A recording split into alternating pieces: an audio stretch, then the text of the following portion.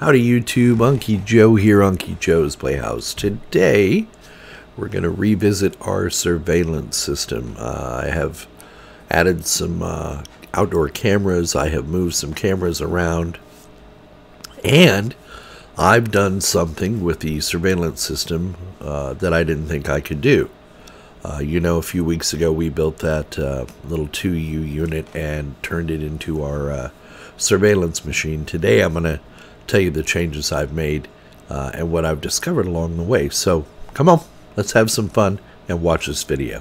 What do you want? What? How am I supposed to work with you kissing my face? How does that work? Huh? How does that work with you kissing my face? Hey, can you sing me a little song? Can you sing to your dad? Can you say, I love... Yeah, you're the prettiest and cutest little dog in the world, aren't you? Yeah. Are you daddy's girl? Yeah, you're daddy's girl, aren't you? Yeah. Oh, tell everybody on YouTube. Tell them your tale of woe.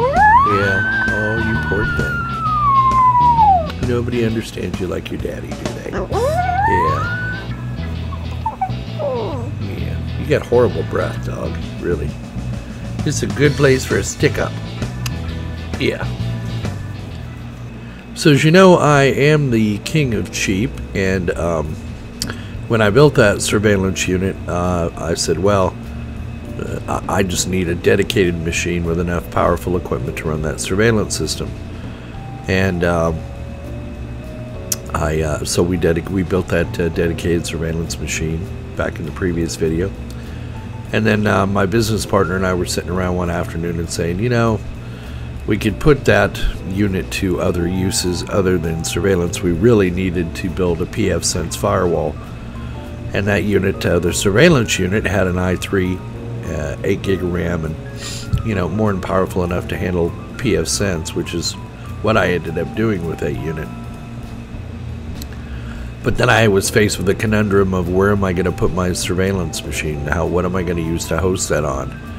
And I had an epiphany one night. I had a dream about it, and that's usually the way it goes with me. I usually dream when I go to bed at night. I can't shut the mind down, and I'll usually dream about IT stuff. And I thought, well, why in the hell can't I convert this physical machine to a virtual machine and run it on one of these powerful IBM or Dell servers I have laying around? I mean, that is the whole goal of these higher-end enterprise-level servers. Even though they're only about $200 a piece on eBay, they're built to handle this kind of well, I wouldn't say torture, but this kind of workload. So that's what I've done. I ran WinSysInternal's P2V conversion software, and I converted that hard drive over to a virtual hard drive, and then I have put it onto one of my Dell servers. And so we're going to talk about that today, and I'm going to show you how it performs compared to a physical machine. It is a little bit slower, but I think it's still functional, but you guys will have to be the final judge of that. So hopefully this video won't be too long and drawn out, but I just want to kind of show you how it operates, how it works on a virtual machine as opposed to a physical machine, and then you be the judge as to whether this is a good fit for you or not. So first things first, as you can see, this is my MCS production machine, which is the Dell R710, and you can see I have a bunch of virtual machines running on here. I have my domain controller, my Exchange server, my maintenance server, and then as you can see here, the big hog is MCS surveillance, and it's around about 21% CPU usage. And if I bring up Task Manager under Windows Server 2016, you'll see that the load is spread across about 4 times 4 times 2 is 8. So it's spread around 8 cores. It looks like some of these other cores are taking a little bit of the load. And of course the memory is where it is. But this is the surveillance machine running as a virtual machine. And what I did was just ran a conversion utility, the P2V converter, And then I went out and created a new virtual machine and imported that, just attached that hard drive to it and booted it up and went through a little few reconfiguration steps, and all my footage is there, everything is there just like I needed, and as you can see, the server is taking the load just fine. Now this is my 24/7 server that I host all my virtual machines on, but that is going to change. I have that Dell that was graciously donated a few months ago, and it is a more powerful server. It has more, about the same amount of RAM, but it has 2.93 gigahertz processors, 5670s, I believe. We'll see that here in a minute. And what I'm eventually going to do is move all of these virtual machines from production over to that other Dell, which is behind me right now. You can see it there running, right there, right there.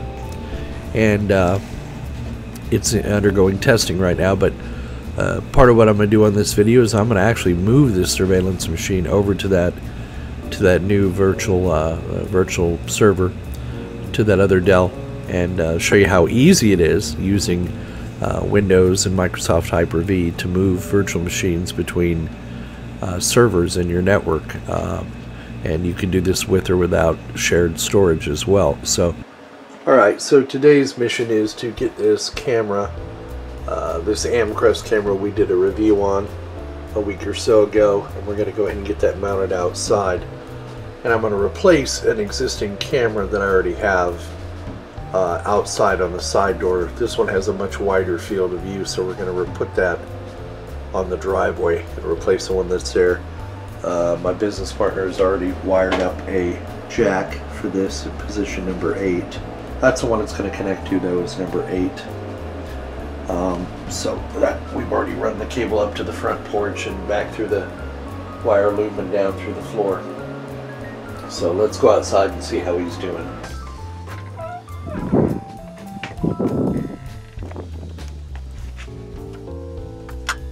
So there's the camera that's going to be moved, I think, if I can see out here with all this light. Yeah, I think I've got it in there. Yeah, there it is. So here's the one we'll be moving.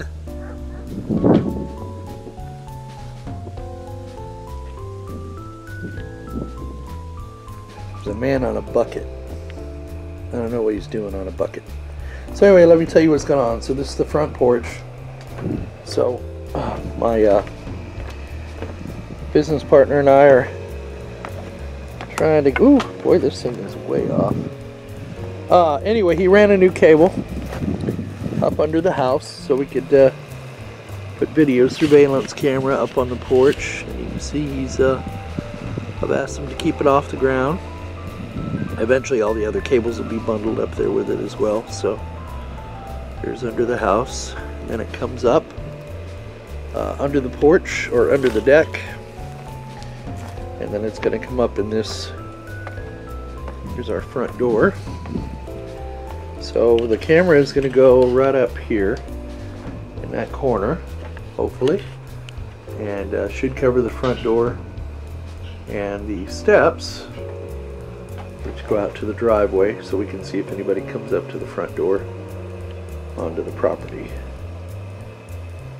So he's hard at work assembling the cable, getting all the ends. He's a meticulous little freak when it comes to wiring cables, but he's good at it. So, and then what'll happen is the cable will then come up this post and up here into the corner, and then the camera will be mounted up there, out from under the weather. Even though it's a weatherproof camera, maybe this will keep this camera from getting moisture in it and shorting out. This is that Reolink camera right there. That's the one we're going to be putting up there. So here's the install. Got the camera all installed now, and the cable has been secured. You can see there. Okay, you can see the ties that we're using here. At least I hope you can.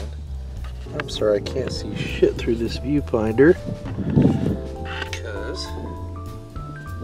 So hopefully you I'm pointing to the right place here.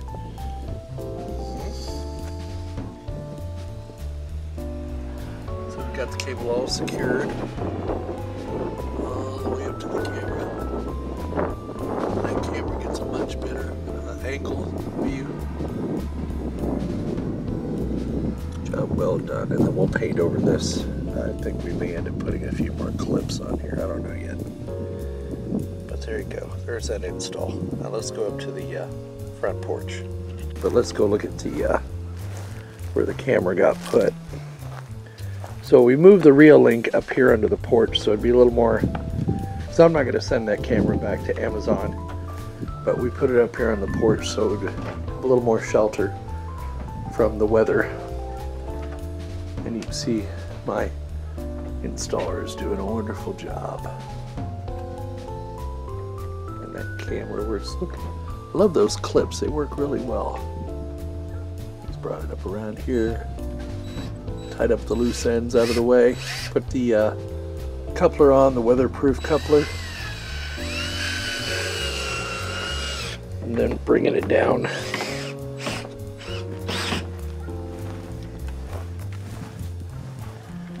Bringing the cable down here, and then we will paint it later. I wish those cable clips gave a tighter grip. Yeah. So here you go. Here is the web interface for the Blue Iris software running on a virtual machine. Every time you see one of these red boxes, that indicates that the motion detection has been activated and it's actually recording.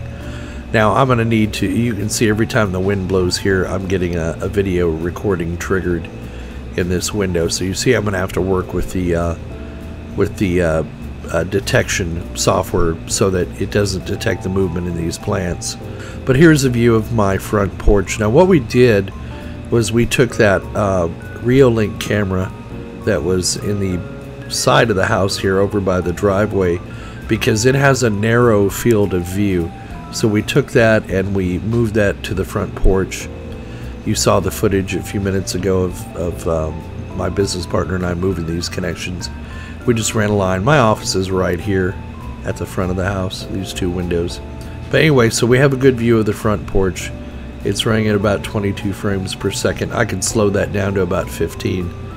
But I wanted to run these cameras at full tilt so you can see that even though the server is virtualized, it handles the load really well. Now let's switch over here to our backyard camera. This is that first Amcrest that we purchased. And you can see it gets a beautiful image. I can zoom in, I can move the picture around, I can zoom out. Got my time and date stamp here. But you can see how wide that field of view is. So there's my property line right there. That stake is the end of my property line, and then it runs along here. And then it runs along here, and this is my neighbor I share a property line with. And then what we did was we took the other Amcrest camera that I bought, and we put that on the side of the house in place of that Reolink camera. And you can see now, compared to the previous surveillance system video, I get a much better depth of field. I mean, I can see all the way out to my neighbor's house. I can see the stairs at the side door. I can see our vehicles. I can see my neighbor's yard. I can see a hawk. That's a hawk flying in the air. I can see my neighbors way down here, and I can zoom in and zoom out. Granted, it does get a little pixelated, but you know, I can at least see what's going on over there and see movement, that kind of thing. So those Amcrest cameras that I did a review on, I am still rating them a good buy. They are only a 2 megapixel 1080p camera, but as you can see, they give an excellent image. And we're going to be getting one more of those cameras to go outside here probably next month, or well, it's November, so probably this month. But you can see my CPU usage is at about 83%. The memory's at 63%. This virtual machine, I gave it 4 gig of memory, so it's got plenty of RAM free, and it's only using about 50% of the disk space. 431 clips at 137 gig total, so I still have plenty of free space left on my virtual hard drive. And you have to use direct to disk. You want to write your video files direct to the disk. You don't want to recompress the videos while you're recording them. That will put your CPU usage over the top. But as you can see, I have 6 cameras running. This camera here, the living room camera here, and the kitchen camera are all a little bit lower quality than either this this Reolink camera or these 2 Amcrest cameras. But you can see I'm getting really good picture quality on there, and the virtual machine seems to be handling the load just fine. Alright, so we're back over on MCS production, and I just want you to see that this is why I'm glad I virtualized my surveillance machine in hindsight, now that everything is done, because I have a lot more flexibility with virtual machines than I do with physical machines. And either one of these 3 high-end enterprise level servers will be able to handle the load of the surveillance virtual machine without breaking a sweat. But what I want to do is put it on my most powerful Dell server, which is my Dell R710 here behind me. So that's what I'm going to do now. So I have powered down the surveillance machine, and I'm going to show you what it takes to move it. So the machine I'm moving it to is MCS-Dell-Lab, and it is a domain member, and it is running Windows Server 2016 on it, and it has lots of spare processing power and RAM, and it actually has an SSD drive in there, which ought to make the writes a little bit faster on the video. Not that it's a big issue, but I just want to see what kind of improvement we get in the performance. It was running about 70 to 80% on the production machine. So enough blabbing, let's get it moved. So I've shut down the virtual machine, and I'm gonna right click on it and choose move. Click on next. I'm gonna move the entire virtual machine, including its storage.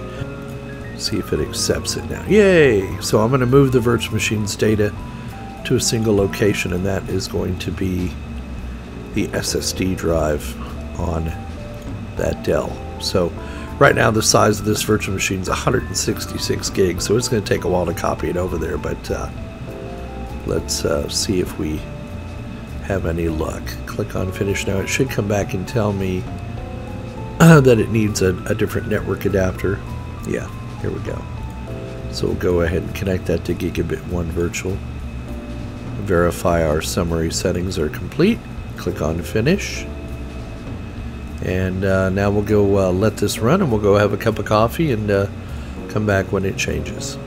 Alright, so all told that took about 30 to 35 minutes to transfer that virtual machine over. So it is up and running. As you can see here, we are on the IBM on the Dell. I don't even know what damn computer I'm on. We're on the Dell Lab machine, which is the Dell 710 that was donated. This is the machine that has the dual X5670 Xeon processors, and it has a little bit more RAM than the other server does. The other Dell I have, it has 8 gig more RAM, but as you can see, it's handling the load really well. So I copied the machine over and moved it over and rebooted, and it came up. Now it did get a different IP address than the one I had originally assigned to it, but that's okay. You can manually change that later.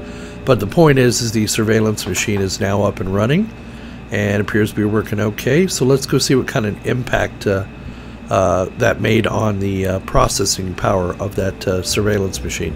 So keep in mind it is nighttime now. But I just wanted you to see, before on the other production machine, our CPU utilization was at about 75%. You can see now it's down to 35.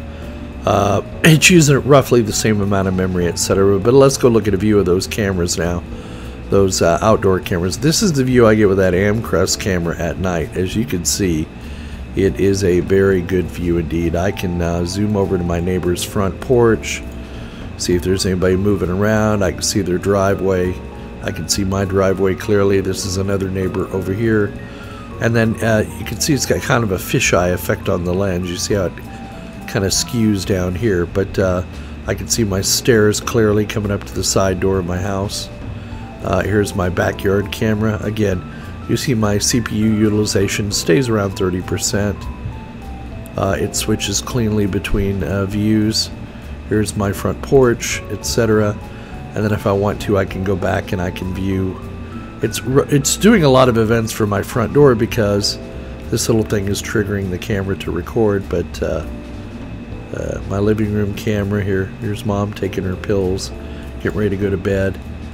Let's see. I've got my side door camera. You can see when a truck comes by, etc.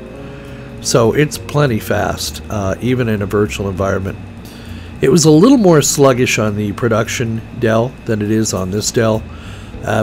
But keep in mind, I don't have a lot of stuff running on this lab Dell machine. You can see I've got a Windows 10 machine running Plex, and then I have my Survellance on that server. So it's not really as impactful as it was on the production server. But as I add more virtual machines to this server, we'll see how it does in the long term. And I thought for sure I would not be able to get 6 cameras on a virtual Survellance machine, but I was able to do it. So now what I'm going to do is let this run probably for a week or two, and you know, ultimately I'll give you my decision on this, but it looks like I'll probably keep Blue Iris virtualized. We'll see. I still have plans to add a couple of more cameras here at Uncle Joe's Playhouse. When I do that, I may change my mind, but we'll see how this does in the long term. So you're probably sitting there wondering to yourself, why virtualize your Survellance server after you went to all the trouble in episode 229 setting up that i3 machine for your Survellance server? Well, I did that to do a video, and I had every intention of leaving my Survellance system on physical hardware because I honestly thought I needed it. But you know, I changed my mind, and as I learn new stuff, I try new things. So pfSense is now on that 2U unit with the i3 processor that was running the Survellance server. And the big thing that I thought was that a virtualized Survellance server couldn't handle more than 3 or 4 cameras. Well, I was wrong. As you can see, living proof is it's up and running in a virtual machine with half the amount of RAM I had on the physical machine. I still gave it 4 processors, and it writes to SSDs, so that could be a reason why it's a little bit faster. But I also discovered you can write direct to disk. I discovered that a few months ago, which keeps your CPU usage lower because you're not re-encrypting the video that it's recording off the cameras. So I've got 3 of those cameras recording at 15 frames per second, and they only record when they detect motion. The other 3 cameras are recording at 30 frames per second, and they only record when it detects motion. So the virtual server can handle it just fine. Now, seeing as this Dell Behind Me is a much more powerful server than the other Dell I have in my rack, my plans are to move all of my production servers, my virtualized servers, over to this unit behind me because it's just more powerful and has more RAM. And then I'll keep the other Dell that's in the rack right now as a lab unit, along with the IBM unit. They just give me a lot of flexibility, and God forbid if one of those servers was to go down, I can easily move virtual machines between them, either by exporting them or moving them or by using Veeam backup and replication. So it really gives me a lot of options, and that's why for me it really makes sense to virtualize as much of this stuff as I can. You know, power management, controlling the watt hours I use and electricity, the ease of management. I have centralized shared storage now if I need it. I also have SSD drives in most of these servers, with the exception of that older Dell. So I have access to fast virtual machines if I need them. So it just makes sense to virtualize, you know, for me. I mean, these servers were $200 a piece. Let's round it up and say there were $300 a piece once I added all the additional memory and hard drive storage and that thing. So I've spent about $300 per server, except for the Dell Behind Me, which was donated. So it's a really good way to stretch my dollar, so to speak. And then anytime I want to test something, I have capabilities, I have capacity in my virtual servers to spin up a virtual machine if I need to experiment with something. Now, there are some downsides to running these higher end servers. Not so much this generation. They're really, you know, 200 watts of power I think is what this server behind me draws at full load, between 190 and 200 watts of power. And really, that's not a lot of power when you think of it, at least not here in the US. I can remember my father used to have 100-watt light bulbs in every damn light fixture in the house. So you can imagine a single light bulb pulls half of the wattage this entire server utilizes. And I'm putting this power to good use, to virtualize my network and to run Boink and that kind of thing. So I feel like I'm using my power efficiently. But there is a single point of failure when you virtualize everything on one server, but that's what backups are for. So in addition to the ability to move virtual machines around between these Hyper-V servers, I also use Veeam backup and replication to do a zip backup of any of those virtual machines. So in the event of a catastrophic failure, I have a way to remediate that. I can fix that. I also have spare motherboards, power supplies, and hard drives laying around just in case, a single point of failure. But when you do virtualize like this, if you don't set it up in a redundant, like with redundant servers, you are kind of asking for trouble. You could have a single point of failure that could bring your whole network down. But now, as you know, if you've been watching my channel long enough, I have tried every piece of virtualization software. I have used ESXi, I've used XCP-ng, and I've used Proxmox. I like them. I like all three of them. My favorite after Hyper-V would have to be ESXi, because they do have tools out there that allow you to fairly easily convert from a Hyper-V over to an ESXi. XCP or Zen Server, Proxmox, not so much. It's really hard to convert a virtual machine you've created on Hyper-V over to Zen Server or XCP, or over to Proxmox for that matter. But like I say, VMware does make the tools that trivially convert Hyper-V over to ESXi, and vice versa. You can convert them back and forth. So that would be my number 2 choice. The primary reason I use Microsoft products is because I am a Microsoft partner and I sell these products to my customers. So I get a fairly discounted rate and get a bunch of software so I can set up these labs and test it myself. But since the inception of Server 2016, Microsoft, you can download a trial version of this software and you can update it twice for 180 days apiece. So you get a whole free year of usage out of it. And even then, if you don't activate Windows Server 2016, to my knowledge, it does not shut down every 2 hours like Server 2012 R2 used to. So in theory, if you're using this in a lab environment, there's no reason not to use Microsoft products, because Microsoft really doesn't care. If you're not using this in a commercial environment, in other words, if you're using this to set up your home lab, I mean, this is ideally the way to go. There are no limitations on Server 2016 that I'm aware of, even if you don't activate it after the 360 days. Now, I would never advocate you do that in a production environment. You'd be violating, the copyright laws. But using it in your lab, I think Microsoft really doesn't care. Now, I can't speak for Microsoft, but if I were setting up a home lab, I mean, usually a year is plenty enough time for you to evaluate a piece of software. So there's no good reason for me to use ESXi, because everything I use is on Windows Server products. So your mileage might vary, and it's not that I'm a fanboy of Hyper-V, but to a certain extent I am, because it has the built-in functions that cost extra on ESXi, VMware, Proxmox, and even XCP-ng for that matter. They still don't have all the tools in place that I need to run a virtual machine effectively. So now your mileage might vary, but that's why I went with Hyper-V and why I have it on all 3 of these servers, both Dell's and the IBM. It's just, for me, it just works. So there you go, the ever-changing office of Unky Joe's Playhouse. We're always moving stuff around, and the object is to create, good videos that you guys find interesting, and hopefully you found this video interesting, entertaining, and informative as always. And we're going to be adding probably 2 more cameras to our surveillance server, so that'll bring the total up to 8. So you will see how this surveillance system performs in a virtual environment. I mean, even though I'm running this in a virtual environment, I had that Amcrast DVR in here last year, you know, I was not happy with it. I wasn't happy with the performance. I wasn't happy with the software. This Blue Iris in a virtual environment performs better than that Amcrest did. So there you go. The Blue Iris software is under 60 or 70 bucks, I believe, and there's I don't know that there's a limit on the number of cameras, and you can see I don't use probably 2/3 of the features they have in there, but they are available to you. You can interface it with your alarm system, etc. So there's no reason not to use the Blue Iris software.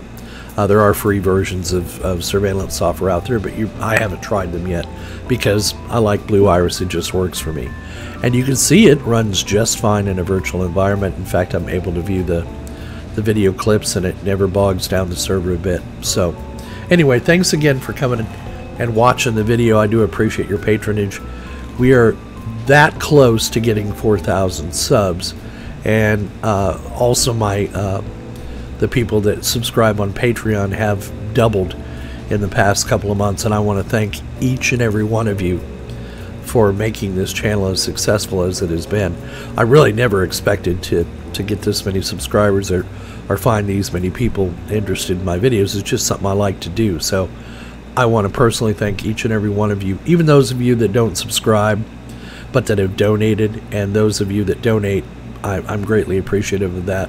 We're getting closer to our goal on Patreon of $100 a month. We've got quite a few subscribers on there, so thank you so much for everyone who has subscribed and donated to the channel, and or given gracious donations, like the server behind me, the cameras that run this, the power monitoring equipment behind me. You know, without y'all's gracious donations, it would be real hard to keep this channel going. I just want y'all to know how much I appreciate that. So please come back and see us again. Donate if you are so inclined. We take PayPal and Patreon. And don't forget that we will see you on the other side.